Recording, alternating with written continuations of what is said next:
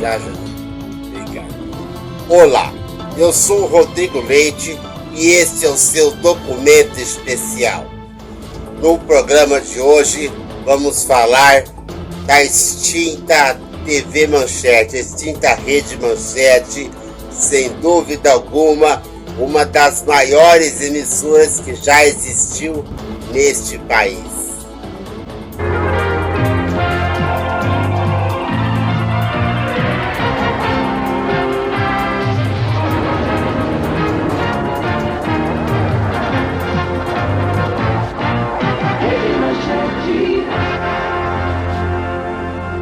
Senhoras e senhores, sejam todos muito bem-vindos a mais um vídeo do nosso canal. No vídeo de hoje, vamos contar a história da Rede Manchete, a emissora de TV que tanta alegria nos deu. Uma das mais marcantes TVs do país, a Manchete foi ousada e inovadora. Com estrutura e conteúdo sofisticados, virou referência em jornalismo, novelas, programas infantis e muitos outros. Adotou a excelência como princípio e dobrou apostas até mesmo diante dos fracassos, alternando momentos de euforia com crises impensáveis. Há mais de 40 anos, entrou no ar a Rede Manchete de televisão, com vinhetas futuristas, superproduções inéditas do cinema e programas requintados. Impressionou o mercado, a concorrência e o público, com infraestrutura que a posicionava entre as mais modernas do mundo. 2 anos depois, já era a terceira maior do país em cobertura e audiência, e vice-líder em faturamento, e anos depois, pôs em xeque até a inabalável hegemonia da TV Globo. Mas a história da TV Manchete também foi marcada por uma constante fragilidade financeira que repetidamente a derrubava, em meses de êxitos inacreditáveis a crises deprimentes. Ousada, dobrava apostas, não apenas diante dos sucessos, reagindo também a fracassos com investimentos arriscados, muitas vezes financiados por maiores endividamentos. 2 anos antes de estrear a Rede Manchete de televisão, Adolf Bloch venceu a concorrência por 4 de 7 canais que até 1980 compunham a Rede Tupi, e mais o número 9 de São Paulo, ex-TV Excelsior.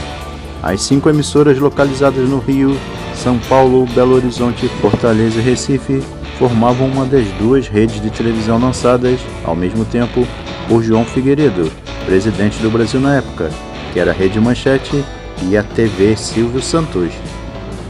O apresentador Silvio Santos lançou o SBT já no dia da assinatura dos contratos de concessão, transmitindo o evento ao vivo. O encontro ocorreu no dia 14 de agosto de 1981, no auditório do Ministério das Comunicações, e foi sucedido por um almoço oferecido pela Bloch na Casa da Manchete, também em Brasília. Adolf Bloch era ficcionado por qualidade, buscando constante modernização da gráfica e também da editora Bloch. Partindo desse mesmo princípio, o empresário precisaria de quase 2 anos até que a TV Manchete chegasse ao nível que exigia. Não poupou investimentos e quase perdeu o prazo previsto no contrato assinado com o governo para estrear. Bloch importou equipamentos de última geração, alguns que sequer tinham sido oficialmente lançados comercialmente pelos seus fabricantes, o forçando a enviar funcionários para serem treinados nos Estados Unidos. Instalou as antenas mais altas e potentes de cada região, que irradiavam seus sinais por mais de 200 quilômetros. Os modernos transmissores davam à Manchete a melhor imagem, que chegavam até 300 km de distância. Também era a única preparada para o som estéreo, tecnologia que na época ainda nem tinha sido lançada comercialmente no Brasil.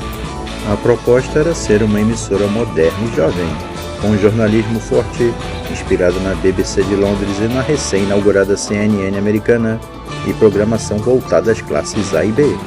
Desta forma, se posicionava no segmento de mercado pouco atendido pelas demais emissoras, mas financeiramente ousado. O Grupo Bloch contraiu empréstimos com o Banco do Brasil de 100 milhões de dólares no total. O fato seria lembrado com recorrência pelo próprio Adolfo, tanto para ilustrar a excelência potencial de sua televisão, como para reclamar dos juros e da correção monetária praticados pelos bancos. Era a ponta do iceberg inicial que gerou uma bola de neve que, durante 17 anos, sufocaria além da televisão todo o seu império econômico. A viabilização da Manchete também teve a ajuda da TV Globo.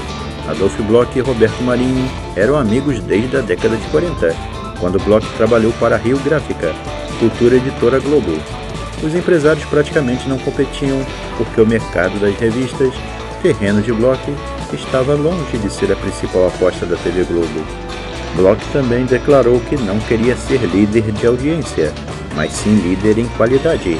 Em troca, a Globo continuaria a não fazer grandes investimentos nas revistas da editora Globo.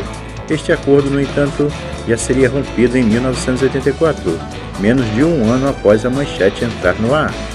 Às 19 horas de um domingo, após breve pronunciamento de Adolphe Bloch, apareceu em cena uma vinheta futurista, na qual o logotipo da Manchete sobrevoava as capitais onde a rede possuía emissoras próprias, como uma nave espacial, terminando sua viagem ao redor do Pão de Açúcar, rumo ao suntuoso prédio sede da emissora. A Rede Manchete é o nosso assunto de hoje, em 1 minuto, no seu documento especial.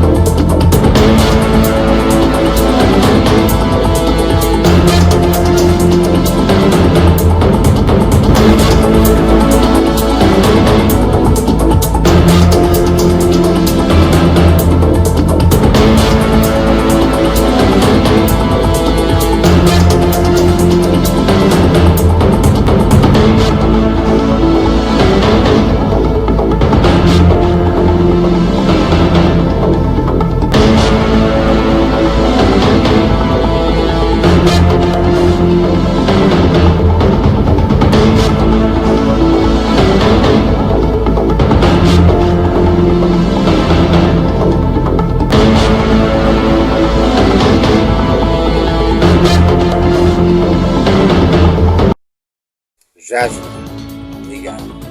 Bem, gente, vamos continuando com o nosso documento especial, episódio Família Manchete. É preciso que a gente conte primeiro a história da emissora, porque a história da emissora se confunde com a história da televisão brasileira. Sem dúvida alguma, uma das maiores emissoras que já existiu em nosso país. Vamos acompanhar agora a história desta grande emissora que foi a extinta Rede Manchete. Pode colocar, Juninho, no seu documento especial.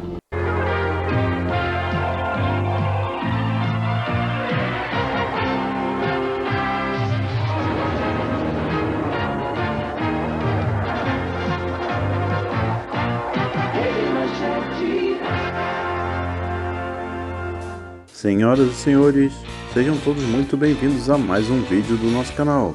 No vídeo de hoje, vamos contar a história da Rede Manchete, a emissora de TV que tanta alegria nos deu. Uma das mais marcantes TVs do país, a Manchete foi ousada e inovadora. Com estrutura e conteúdo sofisticados, virou referência em jornalismo, novelas, programas infantis e muitos outros. Adotou a excelência como princípio e dobrou apostas até mesmo diante dos fracassos, alternando momentos de euforia com crises impensáveis. Há mais de 40 anos, entrou no ar a Rede Manchete de televisão, com vinhetas futuristas, superproduções inéditas do cinema e programas requintados. Impressionou o mercado, a concorrência e o público, com infraestrutura que a posicionava entre as mais modernas do mundo. 2 anos depois, já era a terceira maior do país em cobertura e audiência, e vice-líder em faturamento, e anos depois, pôs em xeque até a inabalável hegemonia da TV Globo. Mas a história da TV Manchete também foi marcada por uma constante fragilidade financeira que repetidamente a derrubava, em meses de êxitos inacreditáveis a crises deprimentes. Ousada, dobrava apostas não apenas diante dos sucessos, reagindo também a fracassos com investimentos arriscados muitas vezes financiados por maiores endividamentos. 2 anos antes de estrear a Rede Manchete de televisão, Adolph Bloch venceu a concorrência por 4 de 7 canais que até 1980 compunham a Rede Tupi, e mais o número 9 de São Paulo, ex-TV Excelsior. As 5 emissoras localizadas no Rio, São Paulo, Belo Horizonte, Fortaleza e Recife formavam uma das 2 redes de televisão lançadas, ao mesmo tempo, por João Figueiredo, presidente do Brasil na época, que era a Rede Manchete e a TV Silvio Santos. O apresentador Silvio Santos lançou o SBT já no dia da assinatura dos contratos de concessão, transmitindo o evento ao vivo.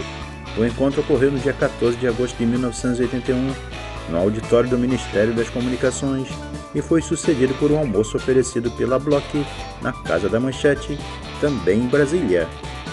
Adolph Bloch era ficcionado por qualidade, buscando constante modernização da gráfica e também da editora Bloch. Partindo desse mesmo princípio, o empresário precisaria de quase 2 anos até que a TV Manchete chegasse ao nível que exigia. Não poupou investimentos e quase perdeu o prazo previsto no contrato assinado com o governo para estrear. Bloch importou equipamentos de última geração, alguns que sequer tinham sido oficialmente lançados comercialmente pelos seus fabricantes, o forçando a enviar funcionários para serem treinados nos Estados Unidos. Instalou as antenas mais altas e potentes de cada região, que irradiavam seus sinais por mais de 200 quilômetros. Os modernos transmissores davam à Manchete a melhor imagem, que chegavam até 300 quilômetros de distância. Também era a única preparada para o som estéreo, tecnologia que na época ainda nem tinha sido lançada comercialmente no Brasil. A proposta era ser uma emissora moderna e jovem, com jornalismo forte, inspirado na BBC de Londres e na recém-inaugurada CNN americana, e programação voltada às classes A e B. Desta forma, se posicionava no segmento de mercado pouco atendido pelas demais emissoras, mas financeiramente ousado. O Grupo Bloch contraiu empréstimos com o Banco do Brasil de US$100 milhões no total. O fato seria lembrado com recorrência pelo próprio Adolfo, tanto para ilustrar a excelência potencial de sua televisão, como para reclamar dos juros e da correção monetária praticados pelos bancos. Era a ponta do iceberg inicial, que gerou uma bola de neve que, durante 17 anos, sufocaria além da televisão todo o seu império econômico. A viabilização da Manchete também teve a ajuda da TV Globo. Adolph Bloch e Roberto Marinho eram amigos desde a década de 40, quando Bloch trabalhou para a Rio Gráfica, futura editora Globo. Os empresários praticamente não competiam, porque o mercado das revistas, terreno de Bloch, estava longe de ser a principal aposta da TV Globo. Bloch também declarou que não queria ser líder de audiência, mas sim líder em qualidade. Em troca, a Globo continuaria a não fazer grandes investimentos nas revistas da editora Globo. Este acordo, no entanto, já seria rompido em 1984, menos de um ano após a Manchete entrar no ar. Às 19 horas de um domingo, após breve pronunciamento de Adolph Bloch, apareceu em cena uma vinheta futurista, na qual o logotipo da Manchete sobrevoava as capitais onde a rede possuía emissoras próprias, como uma nave espacial, terminando sua viagem ao redor do Pão de Açúcar, rumo ao suntuoso prédio sede da emissora, na Praia do Flamengo, cartão postal da cidade. O M voador foi algo impactante para os padrões tecnológicos da época, repercutiu positivamente no mercado publicitário, impressionou o público e deixou os concorrentes preocupados. Fez tanto sucesso que se tornou vinheta de abertura e encerramento da programação diária, sendo exibida até o último dia de sua existência, por quase 16 anos. A Manchete estreou batendo o programa Fantástico, o show O Mundo Mágico e a superprodução inédita na TV, Contatos Imediatos de Primeiro Grau de Steven Spielberg, exibidos logo após a vinheta, conquistaram a liderança em audiência, retirando a revista eletrônica Global do posto pela primeira vez. Inicialmente, a grade de programação era composta por jornalismo, musicais, filmes e séries de peso, e uma sessão diária de desenhos animados, apresentado por uma modelo rodeada por crianças no palco, o Clube da Criança, que acabou inaugurando o formato que reinaria por todas as emissoras de TV por mais de uma década e transformou Xuxa no ícone de uma geração. Mas nessa época, o carro-chefe da programação era sem dúvida o Jornal da Manchete. Nos primeiros meses da história da TV, o telejornal chegava a ter quase 2 horas de duração, enquanto as concorrentes davam, no máximo, 30 minutos para seus principais noticiários. Em 1984, a emissora ganhou de Leonel Brizola, então governador do estado do Rio, a exclusividade na cobertura do Carnaval Carioca, justamente no ano em que foi inaugurado o Sambódromo. A Globo procurou a Manchete para adquirir parte dos direitos, mas Bloch fingiu que não ouviu. Além do Carnaval, a história da TV Manchete também foi marcada pelas novelas que produziu. Ainda em 84, produziu e exibiu a minissérie Marquesa de Santos, protagonizada por Maite Proença. O resultado foi animador, para a primeira aposta na área da emissora. A partir daí, outras minisséries foram produzidas, sempre entrando pontualmente na grade, ou seja, sem um horário fixo. Percebendo que os públicos das classes A e B tinham coisas melhores a fazer do que assistir TV, a Manchete viu que precisaria popularizar a sua grade para atingir a classe C.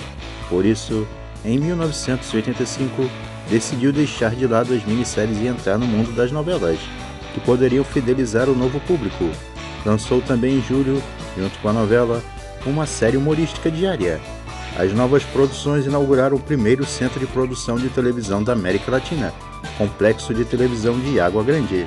A emissora também produziu programas de auditório, humorísticos e um novo feminino apresentado por Clodovil, que estrearia em 1986. Ainda em 1986, a Manchete lançou a novela Dona Beija, com Maite Proença, novela que fez grande sucesso, chegando ao primeiro lugar de audiência algumas vezes. Nesse mesmo ano, Xuxa foi contratada pela Globo e a Manchete lançou 2 programas infantis, um com a ex-Global Simone e outro em formato de teleteatro com Lucinha Lins. Em 1988, Angélica é promovida a apresentadora do Clube da Criança, que volta ao ar no tradicional horário das 16 às 18 horas. A Manchete lança o seriado japonês Jaspion, que teve enorme sucesso e incentivou o lançamento de vários outros produtos do gênero como Changeman, Flashman e Black RX. Esse tipo de seriado marcaria a infância de toda uma geração no Brasil. Em 1990, a emissora contrata Benedito Rui Barbosa para escrever a novela que a Rede Globo não quis fazer, Pantanal. Jaime Monjardim criou uma narrativa totalmente diferente da usual e o resultado foi um sucesso retumbante. Este sucesso incentivaria a emissora a continuar com novelas que mostrassem as belezas naturais do Brasil, e no ano seguinte estreou a história de Ana Raio e Zé Trovão, com o slogan "O Brasil que o Brasil não conhece". A trama mostrava a rotina de uma caravana de rodeios e com isso a emissora percorreu mais de 14 mil quilômetros. Ana Raio e Zé Trovão garantiu o 2º lugar, mas gastou muito dinheiro. No ano anterior, a Manchete, mesmo endividada, havia inaugurado uma nova sede em São Paulo, com o objetivo de ter uma base forte na cidade e minimizar a imagem carioca. O projeto grandioso, como de costume, seria um dos ofensores a aprofundar a crise financeira da emissora. Sem saída, Bloch decidiu vender a emissora para o Grupo IBF, presidido por um proeminente empresário ligado ao então presidente da República, Fernando Collor de Mello. Collor, que, por sua vez, nutria enorme antipatia pela Manchete, Bloch apoiou Brizola e desdenhou do então inexpressivo candidato do PRN. Em outubro, o novo controlador suspendeu todos os pagamentos, alegando que a situação financeira da emissora era pior do que fora divulgada durante as negociações da compra. Não honrou a 2ª parcela do que devia à família Bloch, suspendeu o pagamento de funcionários e parou de pagar as parcelas da dívida, negociadas anteriormente com o Banco do Brasil. Desde que o novo grupo assumiu o controle, todas as grandes estrelas foram deixando a emissora. A audiência média caiu tanto que derrubou a Manchete para 7º lugar na audiência da Grande São Paulo. Os programas mais assistidos passaram a ser o polêmico Documento Verdade e a sessão de filmes Cinema Nacional. Em março de 93, Bloch consegue eliminar cancelando a venda e retoma o controle da emissora. Imediatamente transfere de volta a geração e produção dos programas para o Rio de Janeiro. A Manchete estava sem seus principais nomes, sem novela em exibição e passou os anos de 93 e 94 com baixa audiência, marcando uma fase de austeridade. Porém, uma grata surpresa, voltou a ocupar a vice-liderança diária durante os Cavaleiros do Zodíaco, desenho japonês que virou febre entre os adolescentes. A série exibida pela manhã e à tarde conseguia média de até 14 pontos. Naturalmente, foi um estímulo importante para novos investimentos em títulos do gênero anime nos anos seguintes. O grande lançamento de 1995 foi a novela Chica da Silva. Cercada de estratégias de marketing, a Avancini lança a novela em setembro daquele ano, apostando alto na repercussão da trama. O resultado foi um enorme sucesso, com médias de 14 e 16 pontos e picos de 22. A novela ficou quase um ano no ar, garantindo o segundo lugar absoluto no horário, tendo chegado à liderança em várias oportunidades. Em agosto de 97, Chica da Silva dava lugar a Mandakaru, baseada na história do cangaço. Com um início não muito animador, a trama dá uma guinada com a ascensão de um personagem secundário à condição de protagonista. Nessa época, a dívida da Manchete levaria a emissora a investir cada vez mais em atrações de baixo custo e que trouxe retorno financeiro. Em 97, a emissora lança atrações populares, como um programa aos domingos, com atrações de auditório apoiadas no serviço 0900, uma febre nessa época. No entanto, com a flutuação cambial, as dívidas dispararam. Uma greve de funcionários começa nos meados daquele ano. As produções param, nomes de peso como Raul Gil, Márcia Peltier e Otávio Mesquita saem rumo a outras emissoras. Em janeiro, a diretoria tenta arrendar a emissora integralmente para a Igreja Renascer, que veicula vinhetas novas e retoma a produção do programa Mulher de Hoje, mas o governo cancelou a transação porque feria a lei. Em maio de 99, o governo aprova a proposta de consultoria do Banco Pactual, dividir e vender a emissora. Este foi o fim da TV Manchete. Agradecemos aos gentis amigos por terem assistido até aqui nosso vídeo. Se ainda não for inscrito no nosso canal, por gentileza se inscreva, lembrando de não se esquecer de curtir e compartilhar. Até a próxima, pessoal!